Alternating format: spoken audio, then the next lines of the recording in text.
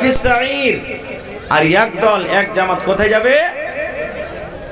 বলেন কোথায় যাবে? জাহান্নামের ভিতরে যাবে।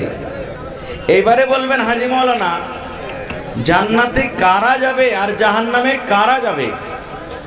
জান্নাতে কোন ধরনের মানুষেরা যাবে, জাহান্নামে কোন ধরনের মানুষেরা যাবে? একটা হাদিস আপনাদের সামনে রাখি, এদিকে আমি কথাটাকে কাটবো না, একটা হাদিস রাখি। একদিন জান্নাত আর জাহান্নাম ঝগড়া করছে, তর্ক বিতর্ক করছে, জান্নাত আর জাহান্নাম।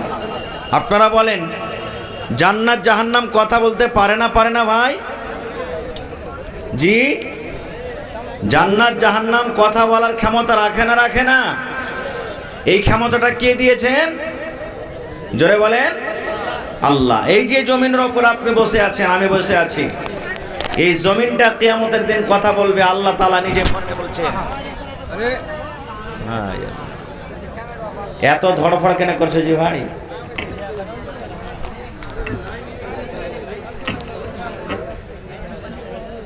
এই যে জমিন আপনি আমি বসে আছি, এই জমিনটা কিয়ামতের দিন কথা বলবে। ইয়াউমাইদিন তুহাদ্দিসু, কি আছে বলেন? ইয়াউমাইদিন তুহাদ্দিসু আখবারাহা। জমিন নিজের খবর বয়ান করবে আল্লাহর সামনে। জমিন বলবে, যায় আল্লাহ, ধানগাঁও মাদ্রাসার জালসা হচ্ছিল, আব্দুল্লাহ, আব্দুর রহমান, খালেদা, জায়েদা, সাফিয়া, সুলতানা, রুকিয়া, সমস্ত লোকেরা আল্লাহ আমার উপরে বসে বসে ওয়াজ শুনেছে। কিংবা জালসার দিন অমুক অমুক লোকেরা গুনার কাজ করেছে, মেলা ঠেলাতে ঘুরে বেড়ালছে, দিনের কাজ করেনি। ভালো মন্দর ব্যাপারে এই জমিন কিয়ামতের দিন সাক্ষ্য দিয়ে দিবে। ভাই মুসলমান, তো জান্নাত এবং জাহান্নাম একদিন ঝগড়া করছে। কি নিয়ে ঝগড়া করছে? জান্নাত বলছে, এই জাহান্নাম তুই শুন আমার ভিতরে কে আসবে। জাহান্নাম বলছে, জান্নাত তুই শুন আমার ভিতরে কে আসবে। এবার জাহান্নাম নিজের বয়ান করছে, কি? রে আল্লাহর জান্নাত, আল্লাহ রাব্বুল আলামিন তোমাকে বানালছে, আমাকেও বানালছে রে জান্নাত, তুমি শুনে নাও। জাহান্নাম বলতে লাগলো, জান্নাত জমিনের উপরে আকাশের তলাতে যত ধনী লোক বাদশাহ, জোরদার অহংকার ঘামান কারণেওয়ালা আমার ভিতরে আসবে, আমার সে লোকরি হবে, আমার ইন্ধন হবে। এইবারে জান্নাত বলছে, রে আল্লাহর জাহান্নাম তুমি শুনে নাও, এই জাহান্নাম তুমি শুনে নাও, এই জমিনের উপরে ধনী হোক কিংবা গরিব হোক, বাদশাহ হোক রাজা হোক, আল্লাহ রাব্বুল আলামিনের বিধান মেনে যারা চলেছে, আল্লাহ রাব্বুল আলামিনের বিধান মেনে যারা চলবে, আল্লাহ তাবারক ওয়া তাআলার কথা মতো যারা চলবে, ওই গরিব ফকির ধনী রাজা বাদশাহ যে কোনো লোক হোক, ওই লোকগুলা আমার ভিতরে আসবে। আরো কিছু কথা আছে, আমি দিকে যাব না। আল্লাহ তাবারক ওয়া তাআলা তাদের কথা শোনা পর তখন ফয়সালা দিল, এই জাহান্নাম শোনো, তোমাকে আমি তৈরি করেছি মানুষকে শাস্তি দেওয়ার জন্য। কে জাহান্নামে যাবে সেটা আমি জানি। আর এই জান্নাত তুমি শোনো, তোমাকে আমি তৈরি করেছি, তোমার ভিতরে মানুষ যাবে, আরাম পাবে। এবার জান্নাত তোমার ভিতরে কে যাবে তুমিও জানো না, সেটা আমি আল্লাহ জানি। তো জান্নাত জাহান্নামের মালিক কে ভাই?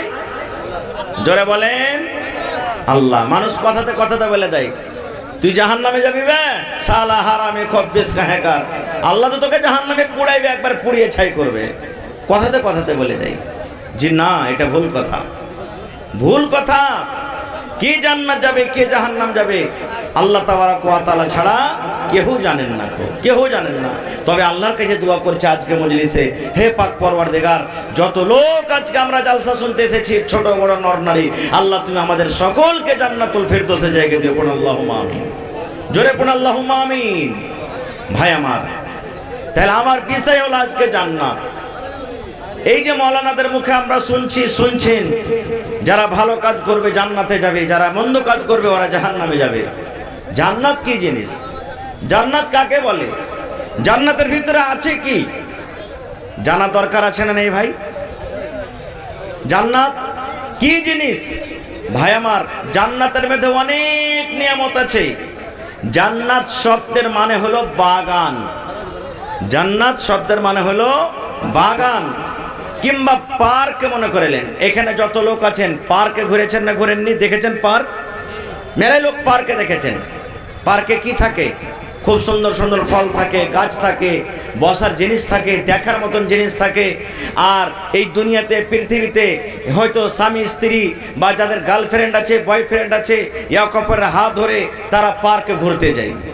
জান্নাতের ভিতরেও মেয়ে আছে, নারী আছে, বেটি ছেলা আছে জান্নাতের ভিতরে। জান্নাতের ভিতরে পানি আছে, শরাব আছে, দুধের নহর, এরকম ছোট মোটো নয়, দুধের নহর আছে, শরাবের নহর আছে, পানির নহর আছে, শাহাদ মধুর নহর আছে।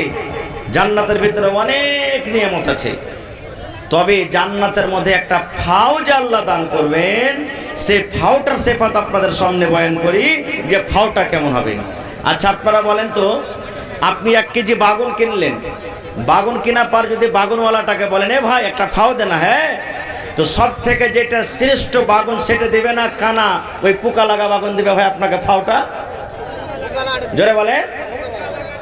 মাছ নিলেন আপনি 1 কেজি, মাছ নিলেন 1 কেজি, এবারে ভাই 1 কেজি মাছ নিলেন একটা ফাও দিবে না, হ্যাঁ, তো ওই যেটা সিঙ্গির বোড়কা মাছ একবারে হিলছে ওইটা দিবে না মরাটা দিবে? হ্যাঁ, মানে ফাও এর মানে ভালো জিনিস দিবে না খুব। এবার আল্লাহ তাআলা জান্নাতে ফাও দিবে। তাও যারা জান্নাতে যাবে, জান্নাতে অরিজিনাল গালা তো দিবেই দিবে, এবার আল্লাহ তাআলা ফাও দেবে। কেমন ফাও? আল্লাহর রাসূল বলেছেন জান্নাতীরা জান্নাতের ভিতরে কুরসি, সোনার কুরসি, সোনার চেয়ারে বসে থাকবে, বসে আছেন খুব খুশি মনে, যাক আল্লাহ আমাকে জান্নাত দিয়েছে। আর একটা পিছন থেকে সুন্দর একটা বেটি ছেলে, যার রূপ বয়ান করা যাবে না, যার চেহারা এত সুন্দর, ওরে সুবহানাল্লাহ, সেই বেটি ছেলেটা এসে ওই জান্নাতে যে লোকটা বসে থাকবে ওর পিঠখানটা এরকম ভাবে ওকে ইশারা করবে পিছন থেকে। এবার জান্নাতে লোকটা তখন এরকম ভাবে ঘুরে দেখবে, দেখা পর তখন ওকে বলবে মান আনতে, তুমি কে গো, কে তুমি? তখন বলবে আমি হলাম ফাও, আমি হলাম কি ফাও। এবার রাসূল বলেছেন ওই ফাওটার, হে আমার উম্মত, আল্লাহ রাব্বুল আলামিন জান্নাতের ভিতরে যে ফাওটা দান করবেন, আল্লাহ রাব্বুল আলামিন জান্নাতের ভিতরে জান্নাতীকে যেটা ফাও দান করবেন উম্মত, তার সিফাত নবী যে বয়ান করেছেন, ওরে সুবহানাল্লাহ, আল্লাহ রাব্বুল আলামিন তাকে এত রূপ দান করেছেন, আল্লাহ রাব্বুল আলামিন তার চেহারাটাকে এত সুন্দর করেছেন।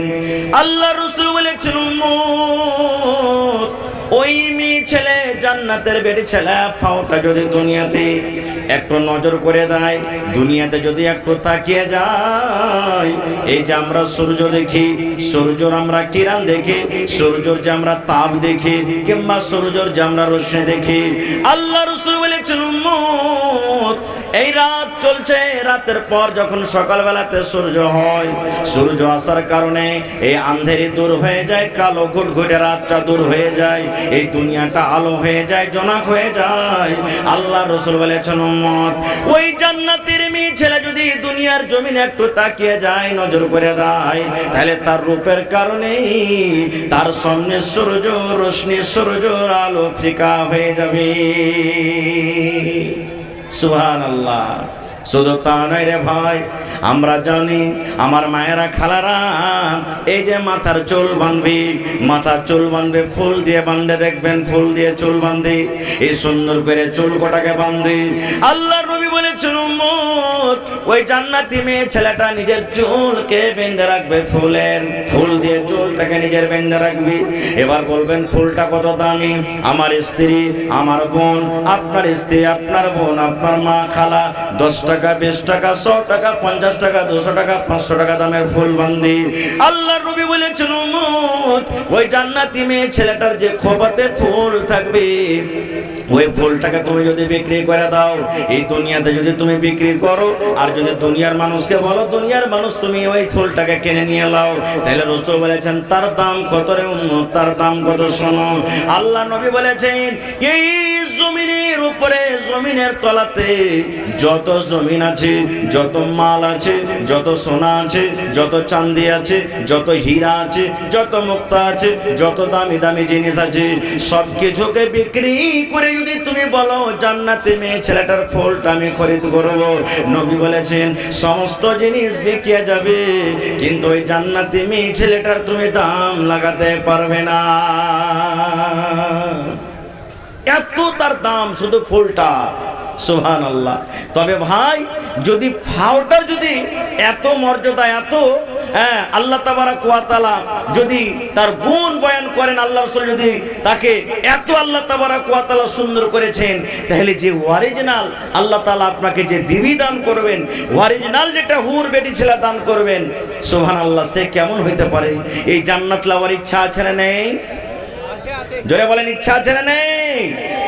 আছে, সুবহানাল্লাহ। আর একটু আগে চলেন। আল্লাহ তাবারক ওয়া তাআলা জান্নাতের ভিতরে যে মেয়ে ছেলে দান করবেন, বেটি ছেলে দান করবেন, হযরত আদম আলাইহিস সালামকে যখন জান্নাতের ভিতরে সৃষ্টি করলেন, জান্নাতের ভিতরে রাখলেন, আদমের কিন্তু মন লাগে না। এত এত জান্নাতের ভিতরে নিয়ামত, কিন্তু আদম আলাইহিস সালামের মন লাগে না, মনে হয় আরো কিছু দরকার আছে। আল্লাহ রাব্বুল আমিন তো জানছেন আমার আদম কিসে খুশি হবে, আদম কিসে হাসবে। আল্লাহ রাব্বুল আমিন হযরত আদম আলাইহিস সালামের বামের রেড়ের টেড়া হাড্ডি থেকে মা হাওয়াকে তৈরি করে দিলেন। যেমনই মা হাওয়াকে হযরত আদম আলাইহিস সালাম দেখলেন, ওরে সুবহানাল্লাহ, তার মুখে কিন্তু হাসি ফুটে গেল।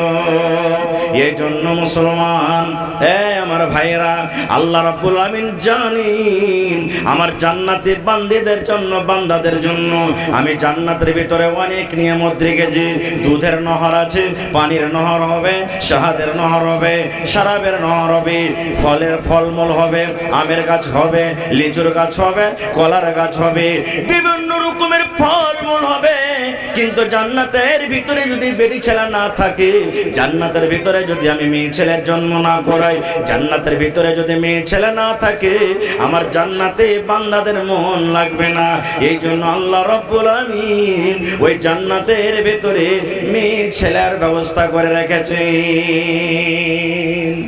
আহা, এই আমার মায়েরা, খালারা, যেই মহিলারা জান্নাতের ভিতরে আছে, হুরেরা যারা জান্নাতে আছে, দুনিয়ার মহিলারা, দুনিয়ার মা খালারাকে ডাক দেয়, বলে কারাকে?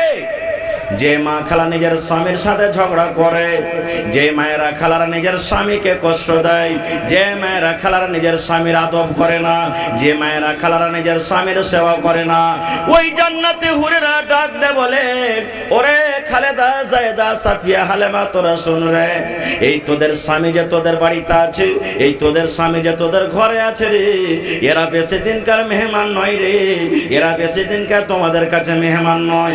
এদের জীবনকার 80 বছর হবে, এদের জীবনকার 50 বছর হবে, এদের জীবনকার 100 বছর হবে, এদের জীবনকার 40 বছর হবে।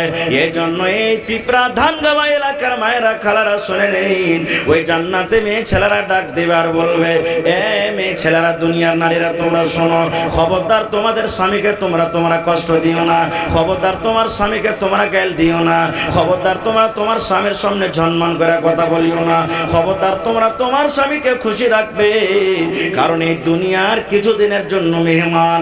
এগুলা হলো আমাদের স্বামী, এগুলা হলো আমাদের পুরুষ। এই দুনিয়া ছাড়ার পর সারা জীবনের মতো তারা আমাদের জন্য হয়ে যাবে, আমাদের কাছে আসবে। এই জন্য দুনিয়ার মেয়ে ছেলে, তোমরা শোনো, তোমাদের স্বামীকে তোমরা জীবনে কষ্ট দিও না। নারে তাকবীর, সুবহানাল্লাহ। এই বেটি ছেলে, এই সুন্দর সুন্দর নারী হুরকে আমাদের পাওয়ার এই মনে ইচ্ছা জাগছে না, জাগে না ভাই? জোরে বলেন, জাগছে না, জাগে না? সুবহানাল্লাহ। আচ্ছা আপনারা বলেন তো, রাস্তা দিয়ে আপনি হেঁটে যাবেন, বুঝার জন্য বলছি ভাই, মনে কিছু লিবেন না কেউ। একটা 80 বছরকার বুড়ি হেঁটে গেছে, আর একটা জুয়ান বেটি ছেলে 18-20 বছরকার হেঁটে গেছে। মানুষ যদি দেখে তো কোনটাকে দেখবে? জোরে বলেন, কোনটাকে দেখবে? হ্যাঁ, আল্লাহ রাব্বুল আলামিন কোরআনে বলছেন, কোরআনের কথা বলছে বাইরে, ইন্না লিল মুত্তাকিনা মাফাসা হাদাইকা ওয়া আনাবা ওয়া কাওয়াইবা কাওয়াইবা তুরাবা।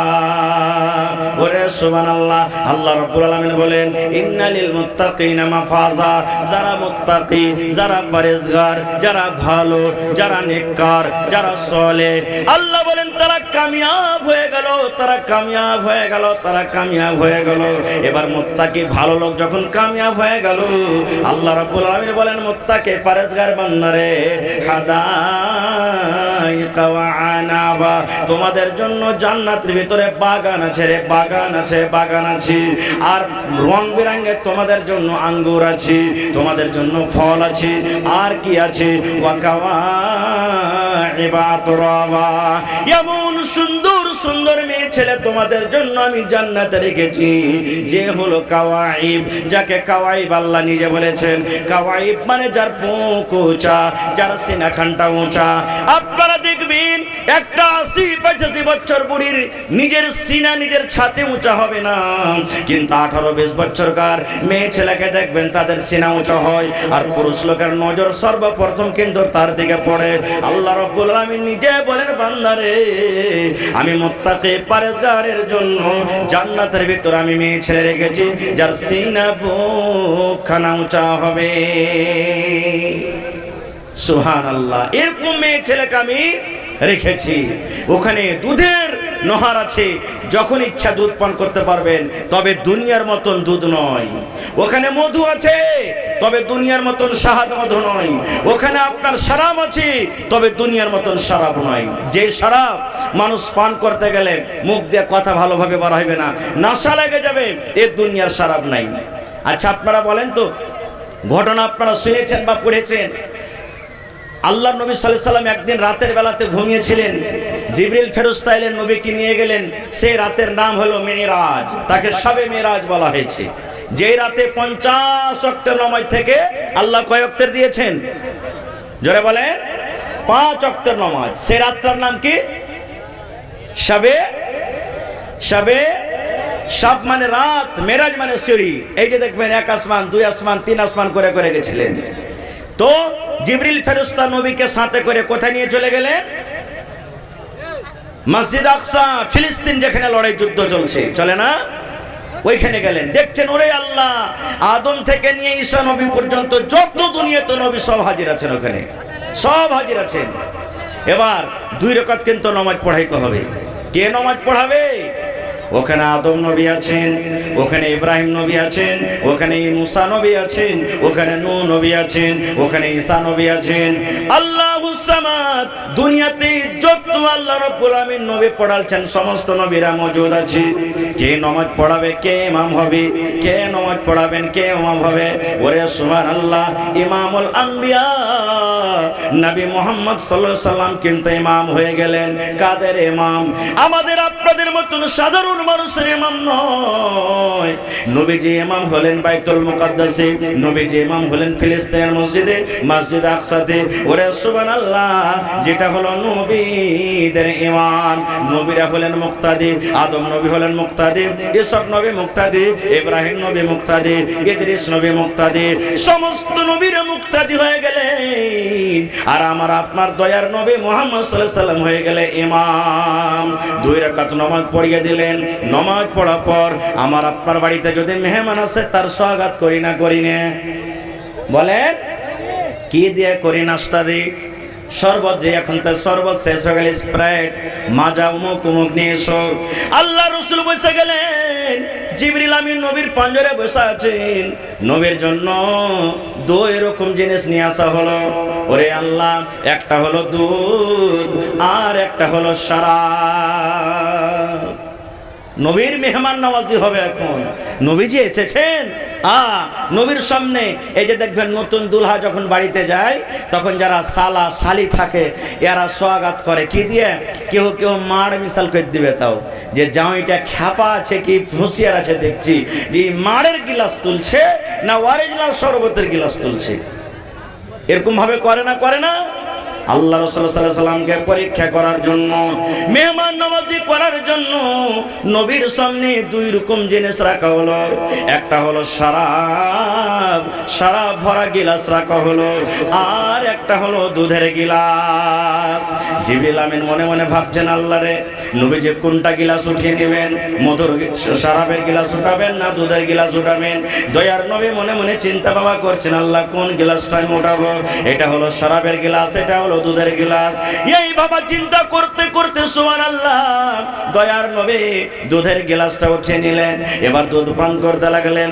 জিবরিল আমিন দাঁড় হয়ে বললেন, ইয়া রাসূলুল্লাহ, আপনি কামিয়াব হয়ে গেলেন নবী গো, আপনি ফিতরাতের প্রতি আছেন, আর আপনি এই দুধের গিলাস আপনি তুলেছেন, ভালো করলেন।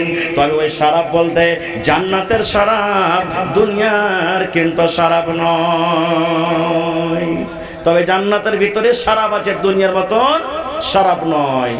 এবার বলবেন, হাজী মাওলানা, জান্নাতের ভিতরে গাছ হবে, গাছটা কত বড়, কত বড় গাছ! সুবহানাল্লাহ। এই দুনিয়াতে এই গাছ আছে, আমরা এক একটা গাছ এরকম কোনোদিন দেখেছেন যে হয়তো একদিন দুদিন 3 দিন 5 দিন ঘুরতে লাগবে গাছটার ছায়া ছায়া? এরকম গাছ আছে দুনিয়াতে? আচ্ছা ভাই, দেখেননি? 2 মিনিট 4 মিনিট 5 মিনিট 1 মিনিট খুব পার করতে লাগবে। এবার জান্নাতের গাছটা শুনেন, জান্নাতে কত বড় গাছ হবে। আল্লাহর নবী সাল্লাল্লাহু আলাইহি সাল্লামের জামানাতে এই ঘটনাটা আপনি পাবেন সুনহেরি কিরনের মধ্যে। এর মুসান্নিফ হলেন আব্দুল মালিক মুজাহিদ। উনি লিখছেন যে আল্লাহ রসুলের জামানাতে এক ইয়াতিম বাচ্চা ছিল। ইয়াতিম আমরা কাকে বলি? যার বাপ নাই। ইয়াতিম কাকে বলি? যার বাপ নাই। ইয়াতিম বাচ্চা ছিল, ওয়ার পাঞ্জর একটা ধনী লোকের খাজুরের বাগান ছিল। কিসের বাগান ভাই? খাজুরের বাগান। ভালোভাবে শুনবেন ঘটনাটা। এবার যখন হাওয়া চলতো, পাঞ্জরে পাঞ্জরে যখন খাজুরের বাগান, তো এর খাজুর কিছু ওর ভিতরে যেত, ওর খাজুর কিছু এর ভিতরে আসতো। এতিম ছেলেটা বলছে যে না, এটা ঠিক হয় না, কখন হয়তো ওর খাজুর আমার দিকে বেশি আসবে আর আমার খাজুর ওর দিকে বেশি চলে যাবে, না আমি বেড়া দিয়ে ঘিরে দেবো। কি দিয়ে ঘেরবো? বেড়া, যাকে বাউন্ডারি বলা হয় ইংলিশে। আমি বাউন্ডারি করে দেবো, চাহার দেওয়ারি করে দেবো, যাতে ওর গালা ওর ভিতরে থাকে, আমার খাজুর আমার ভিতরে থাকে। এই যে বেড়া দিয়ে ঘেরতে বাউন্ডারি তুলতে গিয়ে ধনী লোকটার একটা খাজুর কিন্তু এই ছেলেটার দিকে বেশিখানি চলে আসছে, এতিম বাচ্চার দিকে চলে আসছে। এতিম ছেলেটা তখন ধনী লোকটাকে যা বলছে, ভাই তোমার এই খাজুরের বাগান গাছটা একটা গাছ মাত্র আমার দিকে চলে এসেছে বেশিরভাগ, তো তুমি যদি চাহো তো আমাকে গাছটা দিয়ে দাও ভাই, আমি একটা এতিম ছেলে, আমাকে গাছটা দিয়ে দাও। বলছেন না। বলছে কি না দিয়ে দাও? বলছে না, তাও দিব না। এবার যখন না শুনেছে তো ইয়াতিম বাচ্চাটা চলে গেছে নবীর দরবারে।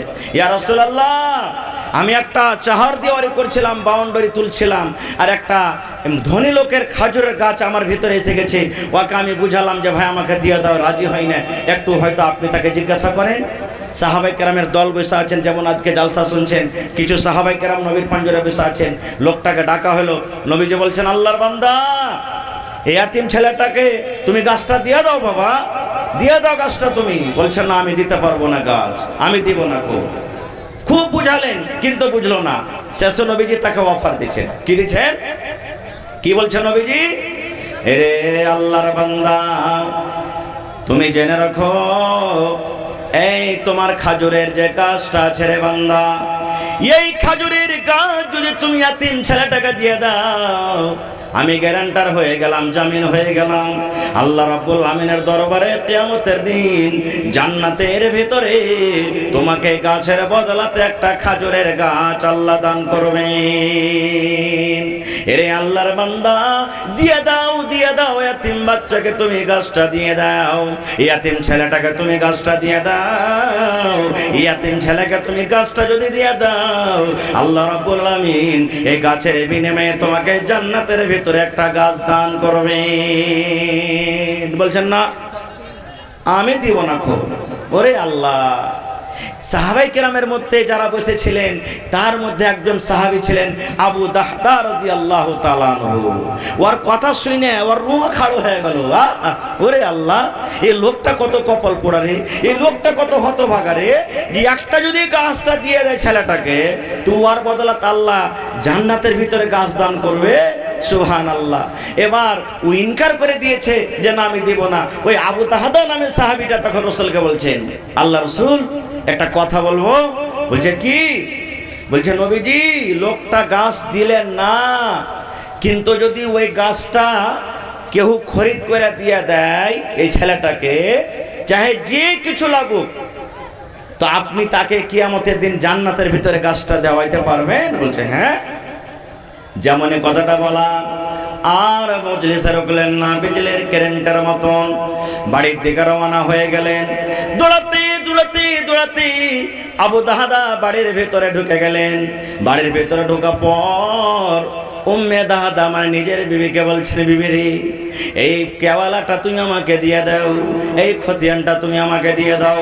বিবি বলছে, স্বামী গো, কেমন খতিয়ান আপনাকে দেব, কার খতিয়ান আপনাকে দিব?